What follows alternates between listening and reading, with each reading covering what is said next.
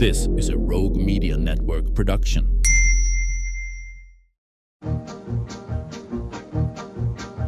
Stars at night are big and bright. Deep in the heart of Texas, the prairie skies are wide and high. Deep in the heart of Texas, deep in the heart of Texas.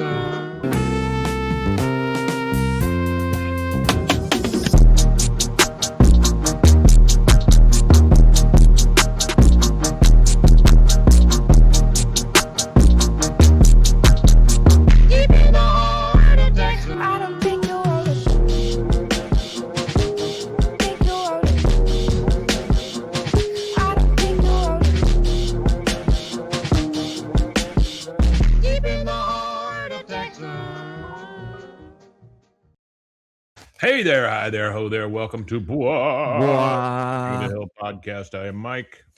And I'm still rusty. He is still Rusty. Rusty, I was telling you right before we started this that my wife is trying to convince me that eating an apple first thing in the morning is the same thing as drinking a cup of coffee, and I just can't. I can't get behind that theory. Yeah, it doesn't sound believable.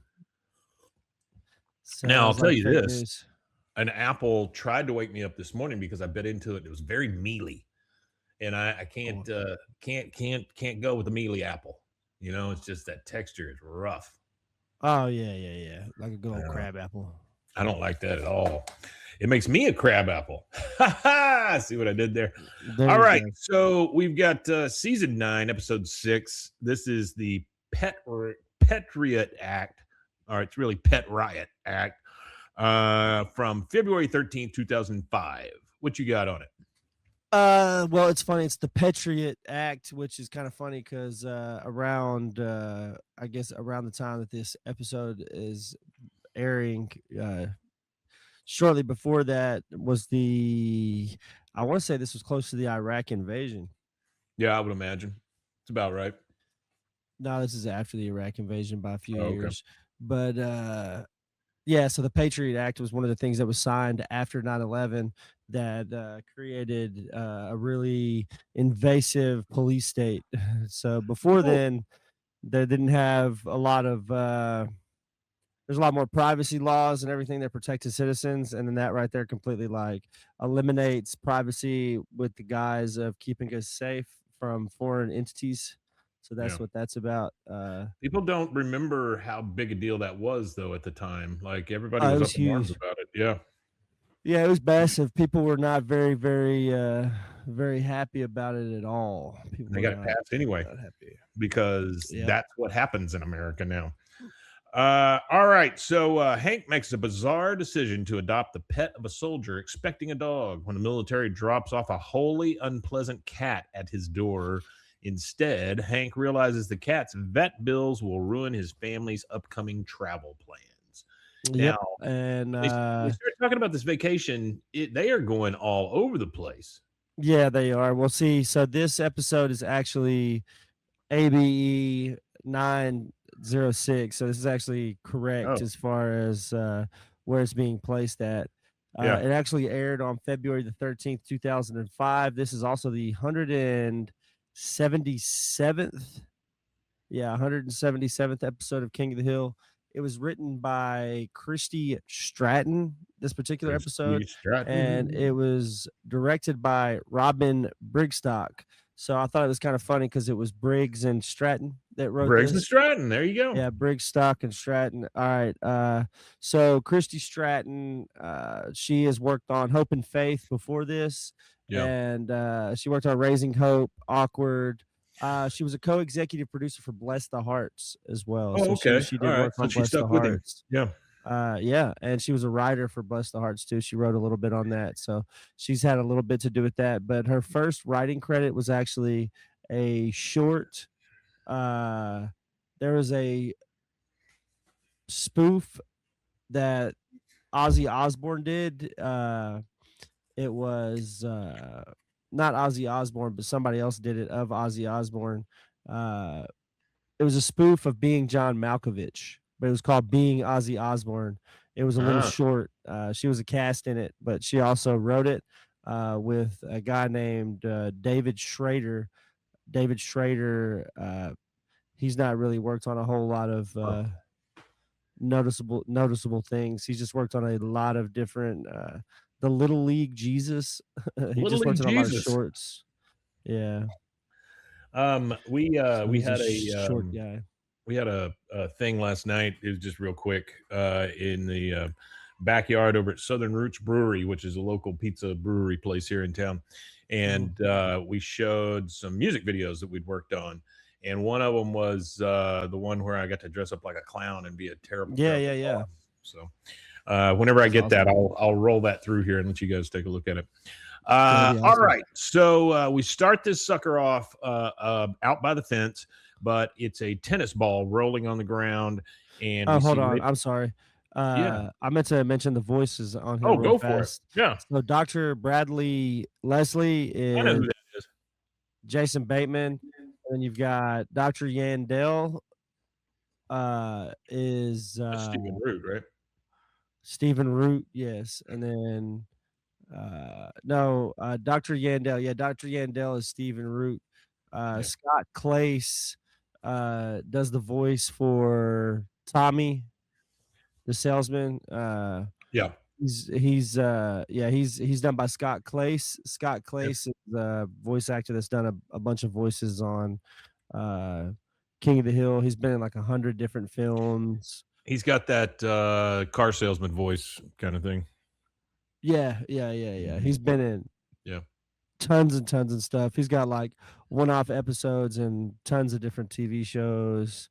What King a life, Hill, man. he did That's just a what lot you of do. voices for. You just make voices for cartoons. What a freaking life. Just that guy, yeah. Uh-huh. And then he did like one episode for pretty much just like tons of different shows. He's on Seinfeld, Third Rock from the Sun. You have to wonder if some of that stuff's going away, with AI. Maybe. I don't know. Yeah. I don't know either. Maybe. You can't put a soul in the AI voices. That's the hard part. Yeah. You cannot. Yeah. It definitely sounds soulless. And Teresa, the receptionist at the Vet Consortium, is voiced by Mo Collins. Oh, okay. Mo Collins. I know who that is. She was a Mad TV. She was also on Parks and Recreation. She was the morning talk show host, Joan Calamezzo or whatever. Yeah, and she was Joan Calamezzo is fantastic. Lorraine Swanson, that was her Mad TV character. Yeah, I remember that. Mad TV was never one of my favorites. It was okay. Sometimes it was just a little too silly for me. Like it was just a little too much. Yeah, like Fireman Bill and stuff like that. That's just a little. I don't know. It's a little over the top. Okay. Fireman Bill was that was in Living Color. Oh, that's right. You're right. Mad TV was Stewart and all of that. Yeah. Mad TV was Stewart and all that. Bobby Lee, right? They had David Herman, Mary Shear, Orlando Jones, Phil Lamar. Yeah. Obviously, we got a lot of talent from there. Sure too. Yeah. Okay, so we start with the tennis ball rolling over near the fence. We see Ladybird pick it up and takes it back to Hank. And she's a good dog, but you got Hank, Dale, and Boomhauer standing there. He says, the worst part of going on vacation is the look on her face when we head out the door. Dale says, are we talking about Ladybird or Peggy? Which, okay, Dale, just any chance to kind of dig at her. Ladybird barks once, and Hank's like, whoa, down, girl. And then up comes Bill. Now, Bill is looking great these days, wearing a jogging suit, walking with a beautiful like golden retriever. And he goes, hi, guys, meet my new friend Buster. Say hello, Buster. And Dale says, hello, pretty dog. Weak handshake. So Bill says, Buster play. Buster goes off to play.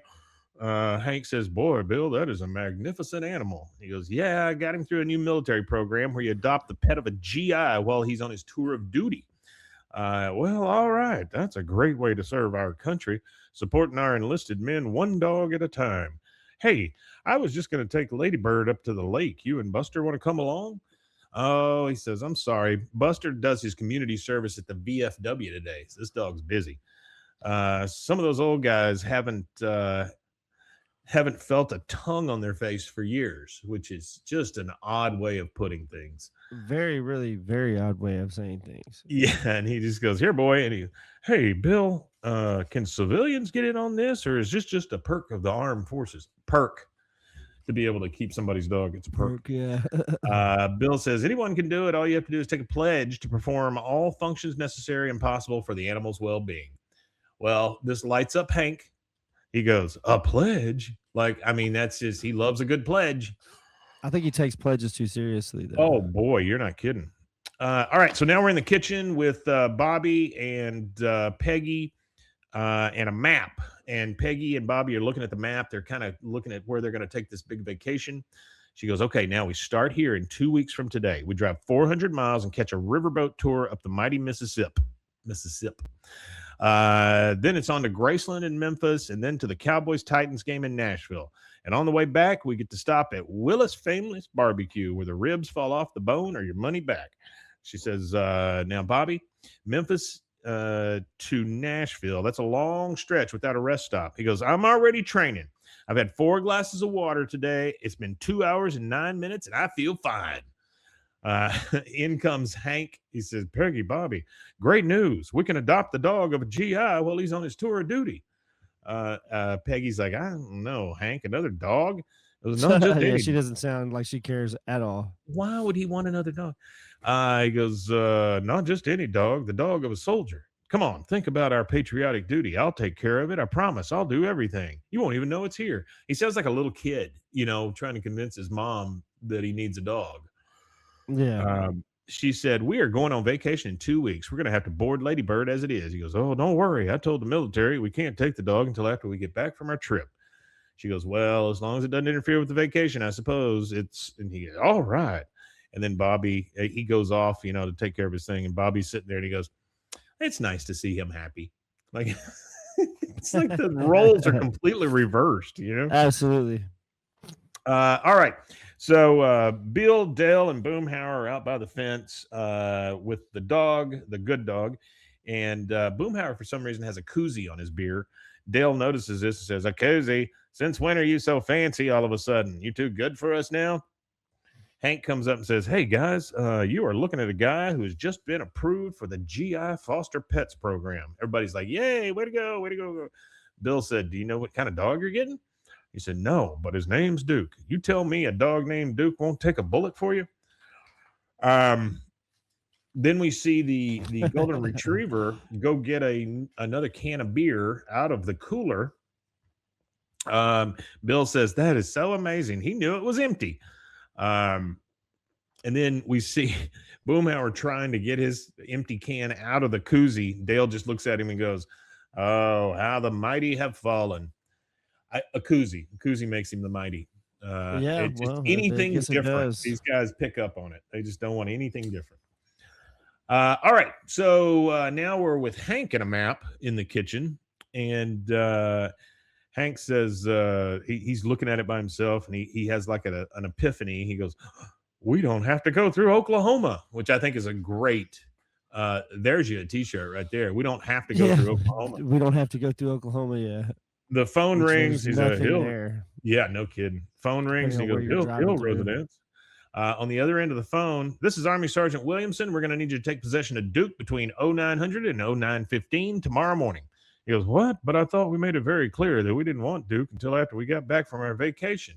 The guy says, "Patriotism doesn't take a vacation, sir." So here comes the pet, right? Here comes the dog, the Duke. Now we're in the living room with Bobby. Bobby and Peggy are getting together their little travel size things, and he's got a little bottle of Prel. Do you remember Prel? No, I don't know what that is. Okay. Prel in the 80s was a shampoo. It was a shampoo, but they did tons of advertising, tons of commercials. And he goes, "This is the smallest bottle of Prel I have ever seen." And then Bobby says, "Check out this lotion." He starts putting on a little bit and he goes, "Dang it, I just used it all." Like it's like hardly anything in that little bottle, those little 3-ounce things. Hank comes in and says, I got a call from the armed forces. Duke is coming a little earlier than expected, like tomorrow. Peggy goes, but we're leaving in less than a week. And you just call them back and tell them it's too early. He goes, don't worry. I talked to the guy who owns the farm where Ladybird is going to stay, and he says another dog would be no problem. Bobby says, why do we need toilet seat covers? He's looking through all the stuff his mom has. His mom goes, one word, Tennessee. That's a rough joke for Tennessee right there. Yeah, I guess so. I've never, I don't know what that means. I don't really either, other than the fact that everybody pisses on the seat in Tennessee. That's all I could think. I did read a funny thing. I don't know, I don't know the truth of it, but there was an article talking about that Donald Trump likes carpeted bathrooms, and that the White House staff didn't know how to handle the fact that he likes carpeted bathrooms because it kept getting the carpet in his bathroom obviously nasty. So they found a piece of carpet that matches, and they put a square piece of carpet over the carpet for where he steps out of, I guess, wherever he showers or bathes at. So they take that little piece of carpet and rewash. I guess, I don't know. That's what they said. That's what the article said. That's crazy. Yeah. What if you're like that? That's like you know what that is? It's like the thieves that had to empty like the chamber pots and stuff back in the day. Oh yeah. That's nasty. Grody. All right. The next day, they're getting ready for the pet to show up. Hank says, "Oh, they'll be here any second. Is everybody ready? You wearing that?" He's looking at Peggy because he came in putting on a tie and the whole thing to greet this pet that's coming through because just it's over a dog. Yeah, he's insane. Yeah. And Peggy goes, "Dog, Hank, it's a dog." We hear a car honk, and so he goes, "Car," and he goes outside. He says, "Hey, Bill, my dog is about to be delivered." Bill says, "That's great. I just got a gift basket from my GI. Get this. He's a Blue Angel. He's one of the ones that made France mad by flying under the Eiffel Tower." Which is funny because there's actually 2 instances of that. Oh, really? I actually looked it up just to see.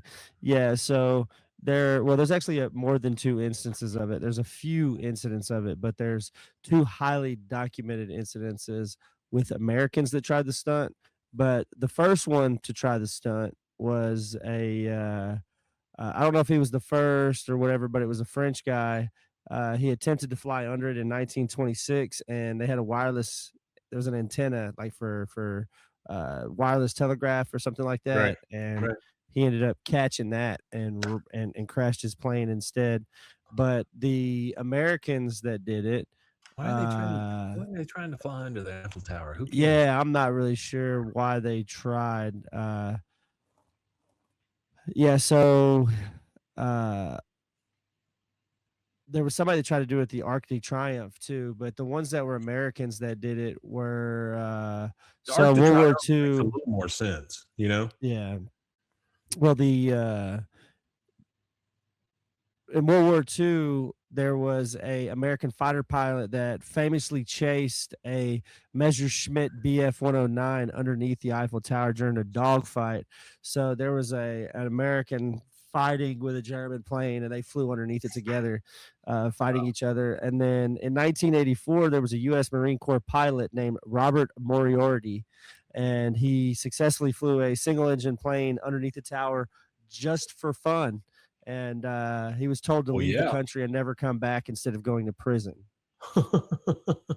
So they allowed him to live a little bit longer.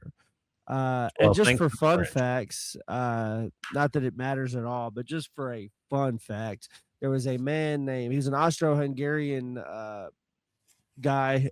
He was a tailor and an inventor and a parachute pioneer, and he was known as the Flying Tailor at one point in his life. But he died at the ripe young age of 33 years old. So he had tested a parachute of his own design, which would be something that we would call a wingsuit today, would be more reminiscent of a wingsuit. So he was fixated trying to glide. Yeah. Well, he was fixated on developing a kind of suit that would convert into a parachute so they could kind of like fly and then parachute on their way down. But so he jumped, and that was the end of his experiment. Yikes. Oh no. Yeah, so he had done it a few Sudden end times. of testing. Well, he was just an insane guy. He was testing parachutes. So Yeah.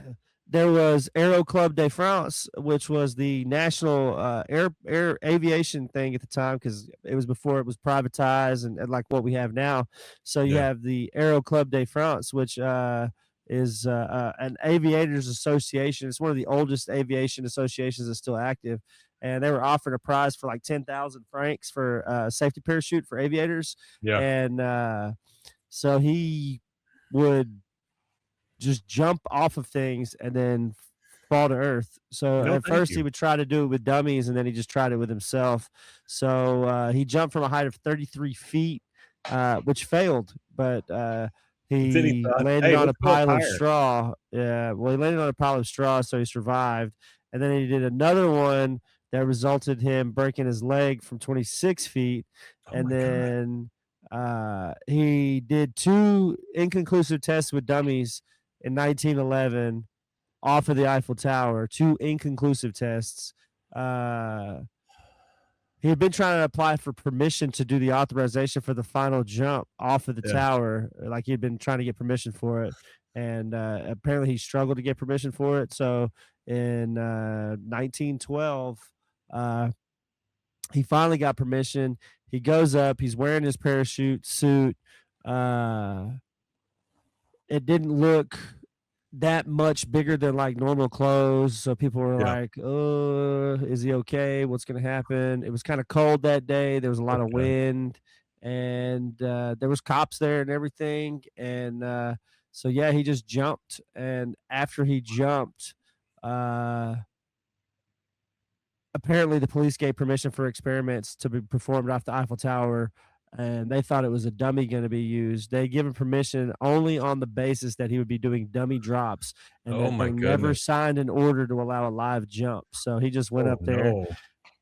But it says, according to later interviews by friends who went up to the top of the tower with him, they said that it was clear that he intended to jump himself. So they were under the impression that he was given permission to jump, but he wasn't. He said, "I want to make the experiment myself to improve the worth of my invention." He said, "I'm 159 pounds and my parachute will give all arguments the most decisive of denials." And he said, yeah, at 8:22 a.m. he jumped and landed. His right leg and arm were crushed. His skull and spine were broken. He was bleeding from the mouth, nose, and ears. And they said that his eyes were wide open and dilated. Yikes. But he was officially pronounced dead. And Whew.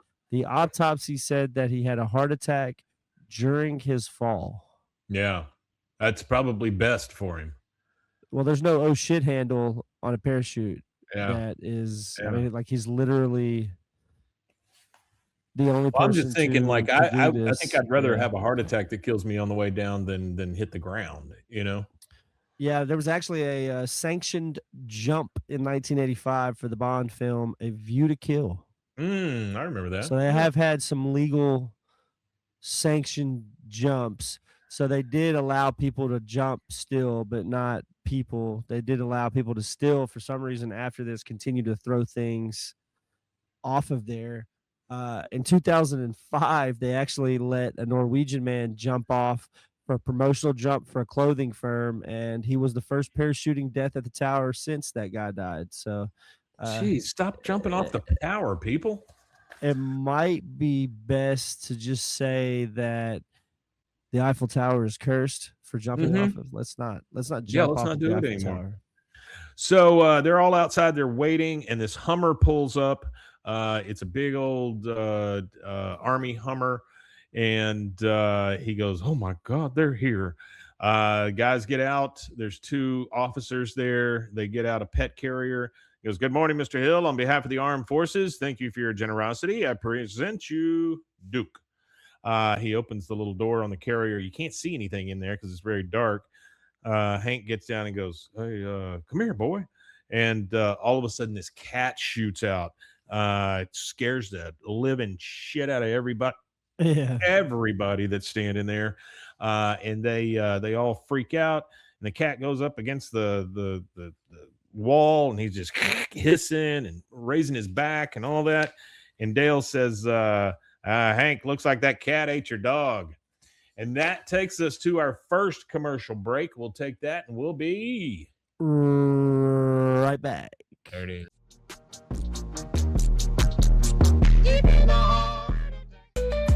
Join the Daily High Club, the premier destination for glass water pipes, vaporizers, and accessories. Since 2015, we've sold over 1 million quality products and teamed up with legends like Snoop Dogg and Tommy Chong. Ready to elevate your smoking game? Visit dailyhighclub.com for our El Primo subscription box or shop unique pieces today.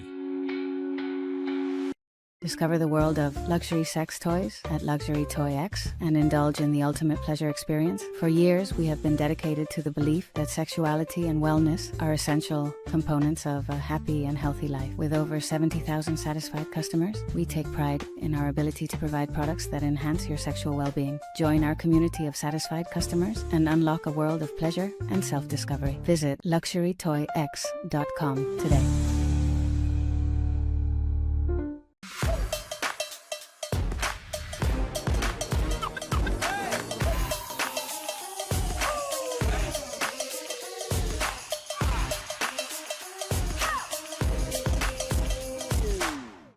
Apollo Neuro is a new kind of wearable that helps your body recover from stress, that helps you calm down and feel better. You sleep better, and you can get back to being yourself. Learn more at apolloneuro.com. I'm Hunter, the founder of Hello Cake, and today we're digging into ED meds. The number one thing we hear is that guys are sick of waiting for ED meds to kick in. Traditional ED meds take about an hour to kick in as they have to go through your digestive system, where Hello Cake's ED medication dissolves under your tongue and works in about 15 minutes. That's about 3 times faster than traditional ED medication. Curious about ED meds? Go to hellocake.com. Relax with Hemp Delicious. Organically grown hemp, massively blended with delicious organic herbs, responsibly sourced for their holistic benefits. Each sip offers calming, antioxidant-rich wellness. Brewed just for you. Sip the calm with Hemp Delicious. Find your blend at hempdelicious.com. Baby girl, were you staring at me? You know that's not convincing, right? Try again. Well, you shouldn't just be staring then. You should taste. I'd miss your presence, your laughter.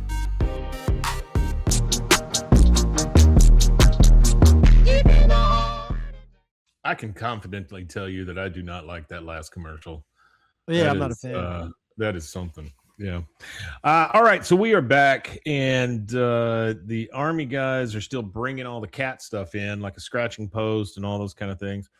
And Hank's talking to him about Duke. He's a cat. I was supposed to get a dog. My neighbor got a dog. The guy says, "Yeah, I wanted to be an F-18 pilot. One psych exam later, and I'm delivering you a cat." He says, "Oh, wait, I already have a dog, so a cat would be in danger. That would be treason, right?" "No, it's not treason, Hank." But he goes, "Sir, is this your signature here?" Shows him the papers. He goes, "Yes." He goes, "And this is your 2-page addendum stating how it'd be your honor to fulfill your patriot duty. I believe you quoted the Star-Spangled Banner in its entirety." So, I mean, Hank's stuck. He's got a cat that he's going to have to take care of. Now they're inside with the cat. Bobby is watching the cat. And he's watching the cat lick itself. So you know that one where they stick their back leg up over their head and they start licking yeah. It's gross and I don't like it, but Bobby's watching it and he goes, "Ooh, Dad!" And I do think it's funny though that the cat is licking itself. Bobby screams "Dad," and Hank just says "Cat," and like to make him stop. That's funny. Nobody's licking their butthole in this house. Hank says, "Okay, this won't be so bad. I bet while we're gone, we can board Duke for just a few more dollars a day." Peggy says, "Lovely. And in the meantime, where are we going to keep this?" And she holds up a litter box. He goes, "Well, Private Hennessy left us an information dossier we're supposed to follow. Let's see what he says." And then you hear from the back, "Mom, look out!" The cat jumps up onto the litter box and starts going right there. And she's like, "Ah!" Next thing, we are outside at the fence, and we hear, "Yep, mm-hmm." And then the cat comes and jumps on Hank, and he's like, "Get!" And Dale says, "Hank, looks like the cat's out of the bag." He thinks that's funny as hell. He That goes, is funny. "Oh, this has been a catastrophe. Ha ha ha. Cat see you got a cat." I mean, he just can't come up with anything else. He's just like, "You got a cat." That's it. You got a cat. You hear some gibberish. Not fun for Hank. Yeah. No, here's some gibberish from old Boomhauer, and then Hank. So one of our men has a cat. Our fighting men has a cat. So what? And then here comes Bill. "Hey guys," he goes. Dale looks at him, and again, he's in a jogging suit. He's with this beautiful dog. He goes, "Wow, you two are looking good. I see the perfect fusion of master and animal. I can't tell where one ends and the other begins." He goes, "Oh, I feel great. Good old Buster's built up my wind." He's running around with him and stuff. And then you look back at the cat, and the cat's scratching its ass on the fence. And then he goes, "Well, that must be Duke. He's cute." Hank says, "Dang it, Bill. Why didn't you tell me you could get stuck with a cat in this program?" He goes, "Come on, Hank. Cats aren't so bad. One of Buster's best friends is a cat that does recon missions with a camera strapped to its back." They look over, and the cat's scratching its ass on the cooler now. And he says, "I don't think yours does that, though." No, His definitely not. cat does not do that. Yeah. He goes, we see Hank go off to a store. It's called Hooked on a Feline, which is a lovely play on words. And then he walks in, and the guy behind the counter is just like playing with cat toys. He's just having the greatest time playing with stupid cat toys. He looks at Hank and goes, "Try this. Once you start playing with it, you won't want to stop." Hank's like, "No, thanks. I just need to get some cat food. See, I was recently forced to take care of a cat, and I need to know which one of these I should buy quickly." He goes, "Oh, all that stuff's garbage. Your cat needs is this scientific formula." He hands him a bag, and Hank says, $18 a bag? What's wrong with all this other stuff?" He goes, "Well, between you and me, it's practically inedible. We really should be in jail for carrying it." What a thing to say. That is wild. Yeah. He goes, "All right, fine. Give me a bag of the scientific formula." He goes, "Oh, which flavor? I recommend the Italian herb chicken. It's delicious." How does this guy know it's delicious? He's just eating the cat food? Well, not only that, there's most guys that are in the military are pretty young, and gals. I don't know that they are paying for No, they're not that paying kind 18 of bucks for cat cat food. food. No way. No Yeah, I way. don't think they're doing that. No. All right, it's dinner time at the Hill House, and we just hear off in the distance, the cat's running amok in the house. Hank says, by the way, we're at the dinner table, so we've got Hank and Peggy and Bobby. Don't see Luann in this one. He goes, "Do you think Private Hennessy enlisted just to get away from that thing?" Peggy says, "Oh, put it out of your mind, Hank. In a week, we'll be at Graceland. I wonder if they'll let us shoot a television." And then the cat That's funny. on the table, pukes on the table, which just the best thing about cats, how they puke all the time. It's just the best thing in the world. She goes, "Oh, Hank." He goes, "Bobby, get Duke off the dinner table." Bobby says, "He just threw up. I don't want to touch him." And Peggy goes, "Pick him up with a napkin." Pick him up with a napkin. It's fantastic. Pick him up with a napkin. He goes, "You want me to take him off the table, or do you want me to eat my vegetables? Because I can't do both." Hank's That's funny. Hank's like, "Fine, I'll do it." And then the cat scratches him and all that. He's like, "Dang it." The cat keeps scratching Hank. He's getting it's a little later on. They're getting into bed. Hank's looking in the mirror, and he's got these huge cat scratches all over his face.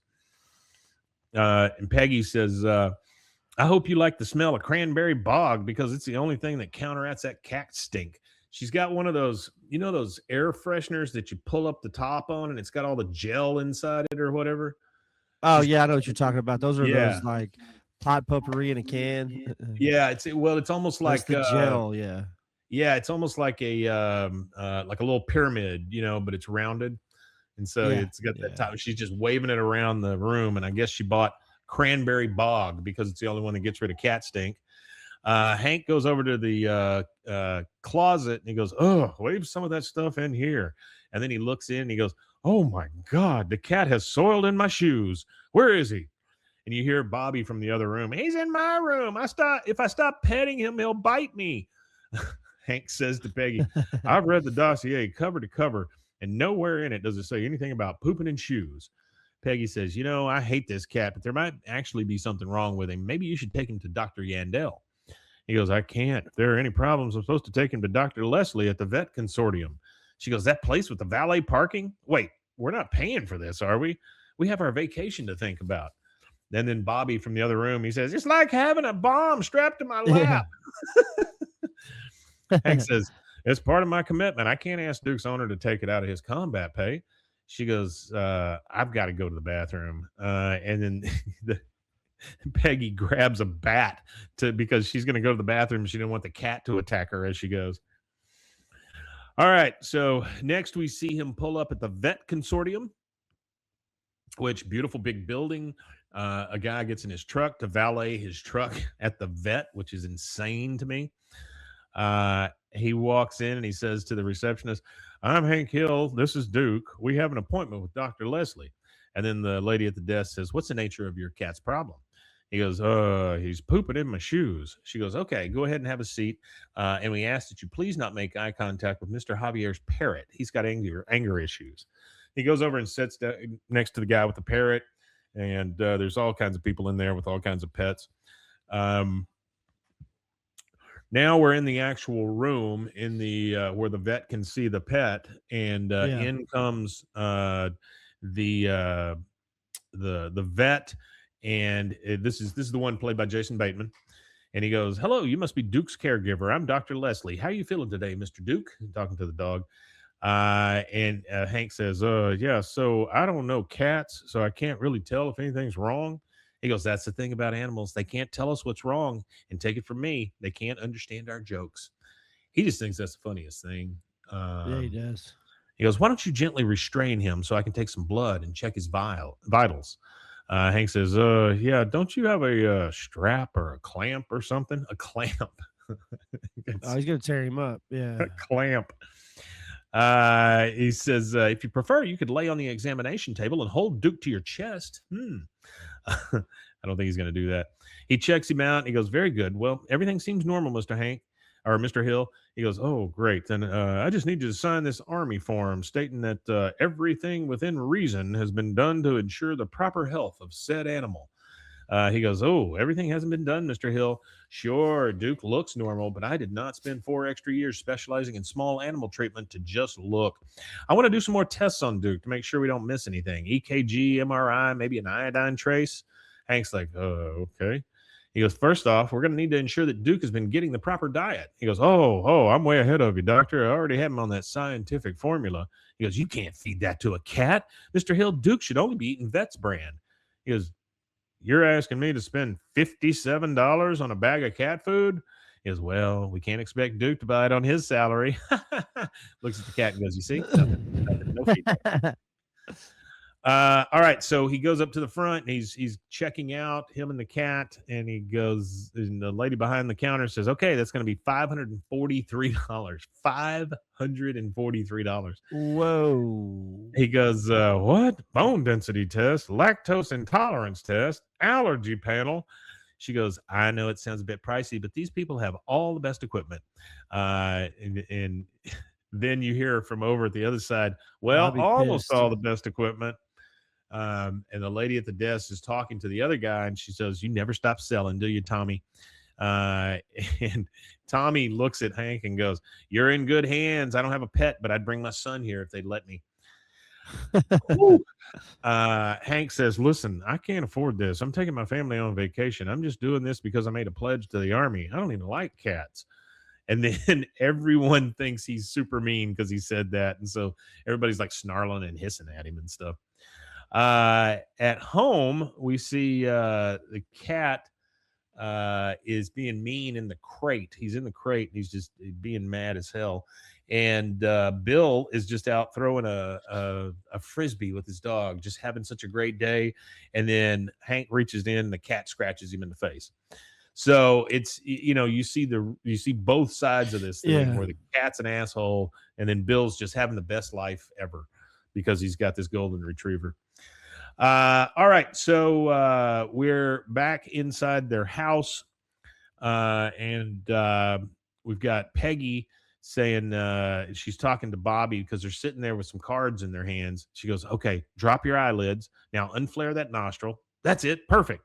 And Bobby looks at Hank as he walks in the room and he goes, "Dad, look at my poker face." And he's just like holding still with his face so he doesn't give away what cards he's got. They're at the kitchen table, and Peggy says, "We're going to take everything from that riverboat but the paddle wheel." Hank says, "Yeah, I'm sorry, you guys, but Duke's vet just cost us a riverboat stop." She's like, "What?" They're both just, what? He goes, "Yeah, it's no longer a valid triptych." Takes it off the fridge and throws it away. She goes, "I knew it. I knew this whole thing would blow up in our faces." The cat jumps up on the table, makes a mess, and then runs off. She goes, "Hank, let's just get rid of this cat. It's ruining our lives." He goes, "I can't do that. It'll be fine. You'll see. Maybe we won't be able to stay in hotels, but we can camp in the car." He's trying to make the best of it. Trying to make the best of it here. We get a super big pregnant pause while they just look at him. They're like, "We're not sleeping in the car." The phone rings. He goes, "Hill residence." And then on the other end of the line, we hear, "It's Dr. Leslie. Duke's blood work came back and his blood sugar is normal. So no adult onset diabetes, no hypertension, and no hemophilia."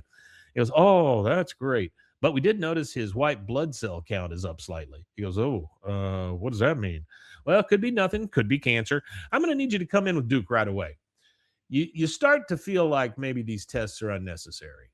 Sounds like they're unnecessary. Sounds like it's a money grab. Yeah, could be a money grab. So we're back at the vet consortium, and the doctor is talking to him, and he goes, "I'd like to do a complete physical workup to cover all of our bases. I also recommend this. It's what we call a feline mobility cart." And he shows him one of those little pet wheelchairs. And Hank says, What? The cat can't walk?" He goes, "Of course he can walk, but rolling is easier. You see, it may relieve some pressure and restricted blood flow. Plus, They're getting out of alloy control with wheels." it now. Yeah. Plus, he points out the fact that it's got alloy wheels, so you know this damn thing's expensive.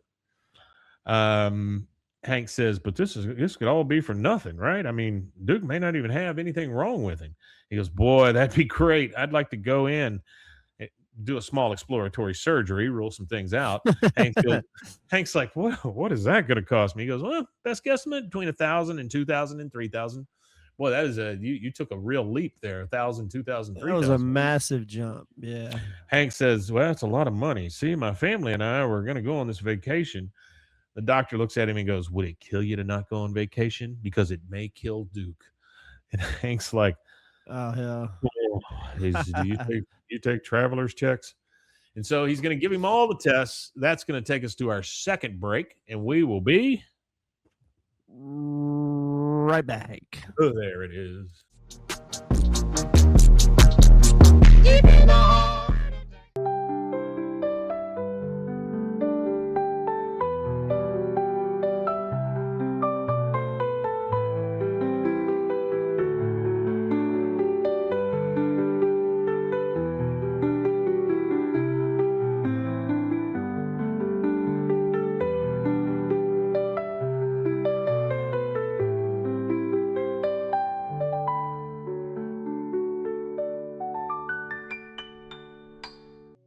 Farmhounds offers natural treats and chews made with quality products that support family farms, regenerative agriculture, and humane farming practices. Give your dog the best with wholesome, organic ingredients that promote health and happiness. Shop now at farmhounds.com.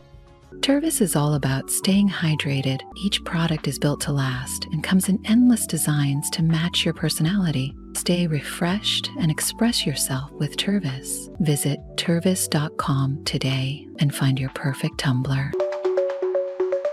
Protect your online privacy with NordVPN. Browse securely, access content from anywhere, and keep your data safe with military-grade encryption. Whether at home or on the go, NordVPN ensures your digital freedom. Stay secure. Download NordVPN today at nordvpn.com. That's NORDVPN.com.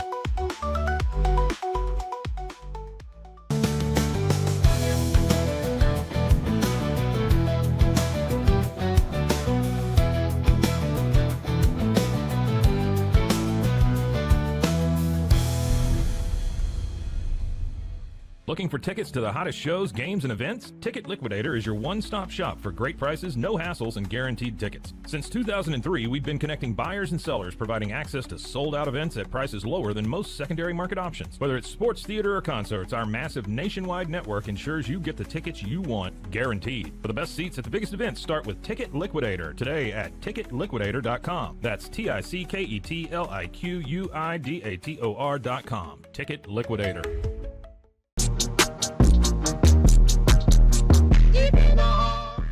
We are back. And we are back. We are back. And we're in the living room with Peggy and Bobby. And Peggy says, you and your stupid patriotism, I'm sure that cat will thank you for canceling our vacation by hissing at you. Bobby says, I expanded my bladder for this trip. Thanks a lot, Dad. And so we get a lot of cat in the wheelchair squeaking around. And then the cat pukes on the ground again. We go over to the fence with all four guys plus the dog. And he says, I can't believe what they want me to do to get Duke ready for surgery. To keep him sterile, I have to put on these little paper booties before he uses the litter box. This good-looking woman comes walking up, and she goes, she's talking to Bill, by the way, Bill. She goes, excuse me, I believe your dog left this toy in my yard. Yeah. Bill. She goes, I believe this dog left this toy in my yard. He goes, oh, I'm so sorry about that. He likes pretty ladies. She goes, oh, she kind of giggles. He goes, well, thank you. Here's my number in case any more of his toys go missing. So like Bill, this is one of the best things that's ever happened to him. Yeah, for sure. Then you hear from inside the house, Dad, Duke's wheels track poo all over my bed sheets. You hear the cat screech. We see Hank in the garage. He has to oil the wheels on the cat's wheelchair so it doesn't squeak as much. Then we go back to the vet. The vet says, tip-top news, Mr. Hill. We've eliminated even a remote possibility that Duke has lung cancer, stomach cancer, or pancreatic cancer. Hank says, oh, thank God. So can you sign they're going deep for no reason. Yeah. He's like, can you sign the release? He goes, nope. Now we can move on to Duke's circulatory and skeletal systems. And Hank's like, oh, God. We're back at home, and Peggy's looking at the bill, and she goes, $150 for a feline enema. I could do it for half that. That's a bold claim you got there, Peggy, that you can Insanely do cat bold. Hank says, I wish I could let you, Peggy. She goes, Duke is bleeding us dry, Hank. I think it's time for us to visit our vet for a second opinion. Come on, you get the crate, I'll get the oven mitts. So they're at the breakfast table, and they go and they're going to grab the cat and they're going to take them to their old timey vet, the one that takes care of Lady Bird. We're now at Dr. Yandel's veterinarian office, and the vet says, that's a cute little cart you got him in. Do you have a little mouse that rides in there too? Hank says, I swore I'd do all that I could to take care of this cat in writing. He goes, you've had him tested from his brain to his behind. Sounds like to me you have. You want me to sign that? And so he's like, has no problem signing the paper. He goes, well, thank you, but I need Duke's vet of choice to do it. Dr. Bradley Leslie. He goes, oh, he's top notch, best in his field. He goes, well, I was kind of hoping you'd tell me he was a quack and I wouldn't have to listen to him. And he's costing me a fortune. He goes, well, he's got all those fancy new machines. And if you've got the machines, by God, you're going to use them. But the truth is, sometimes cats just get old. Duke's going to die someday, but not of anything he's got right now. Hank says, but he keeps vomiting. She says, he goes, cats vomit. They eat, poop. That's what they do. Hank says, so you're telling me I sacrificed my family's vacation so this guy can pay for his fancy machine? He goes, yeah, you wouldn't believe how much some of them go for. Tommy, how much one of those ultramagnetic doohickeys you keep yammering about me set me back? This freaking Tommy, the guy who sells stuff to vets, he's at every sales guy. He's there all the time. Like he was at the other place, and now he's at this guy's place. It's probably just a company of dudes. And they all just call themselves Tommy, even though that's not their name. Probably. That's it. There you go. It's Tommy the Vet Guys. He goes, how much is one of those things that you've been asking me about? He says, the magnetic ultrasonic imager 9220. You don't want to know. It's so expensive. No one can make money on it. We've only sold two, one in Beverly Hills and one in Aspen. I could have one delivered within the week. He goes, "Oh yeah, he's got a That's funny. 9210. No, I'm sorry." He said I could have one delivered in the week. Hank goes, "So wait, that machine's even more expensive than the ones Dr. Leslie has?" He goes, "Oh yeah, he's got a 9210. That's a solid unit, but this baby's 7% more accurate, and it comes in chrome." He goes, "Can I have some of those brochures?" He says, "Yeah, take one though, because they're really expensive as well." We go back over to the vet consortium. Hank has hatched a plan now. Here comes the morality play at the end here. We're back at the vet consortium, and Hank just kind of kicks the door open at the vet's office, and he goes, "Mr. Hill, Teresa didn't tell me you had an appointment." He goes, "I don't. Look, I just stopped by to tell you there will be no more surgeries or tests or anything else done to my cat. And I want you to sign this," and gives him that paper. And he goes, "There's still several more tests we can perform, Mr. Hill. You see, we have a responsibility to these creatures. Duke can't tell us he wants to live." And he goes, "Yeah, I know. He can't joke around, but I bet if he could talk, he'd say he wants to be put through the magnetic ultrasonic imager." He goes, "Oh, I've got one of those." It says here that the 9220 is 7% more accurate than the old 9210. And the vet's like, "Yeah, 7% more accuracy hardly justifies me spending that kind of money. I'd have to use the machine on pets, their owners, everybody to even break even. It's way too expensive." By the way, he was in the office with a guy with a snake around his neck, right? So he was Yeah, being yeah, yeah. he was being a vet to this big snake.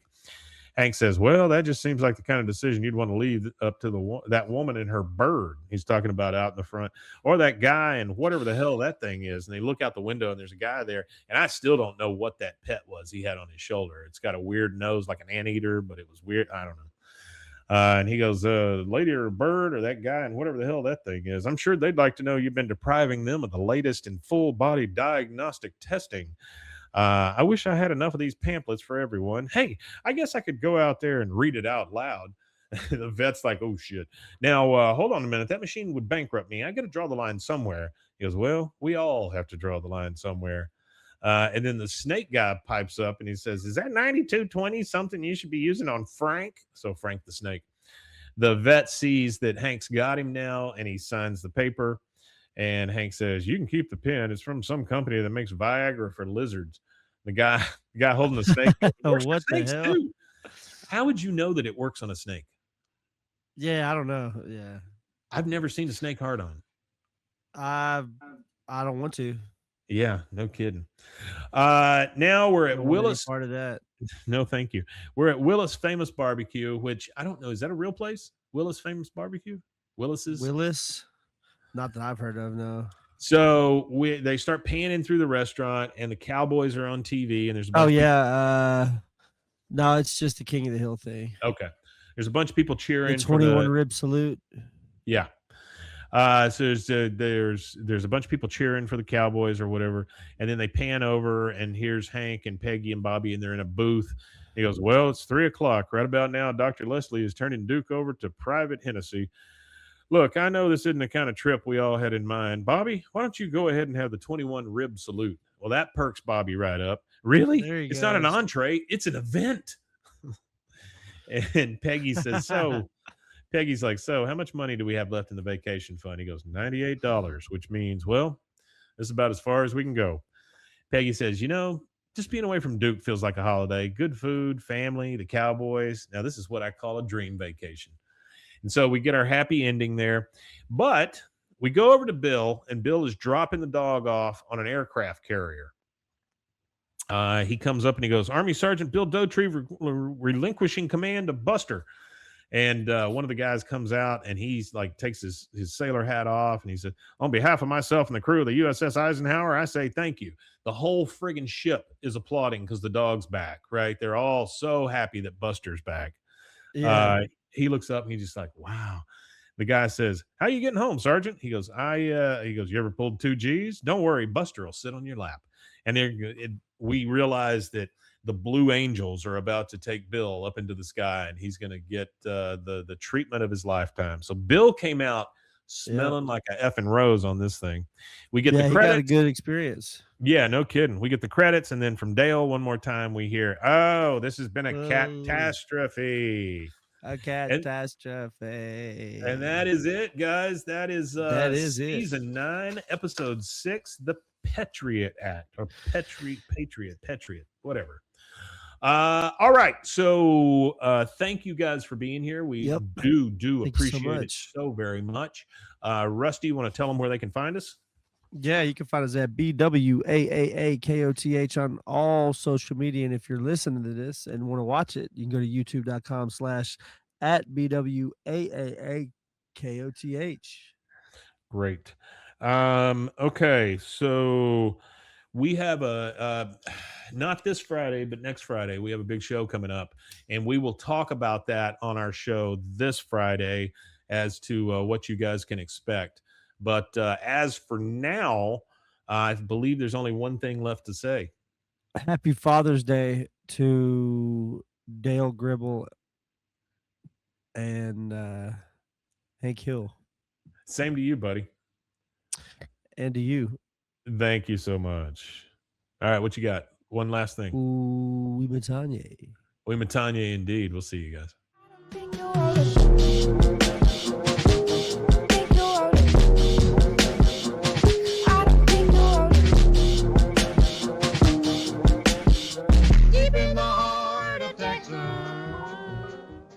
This has been a Rogue Media Network production.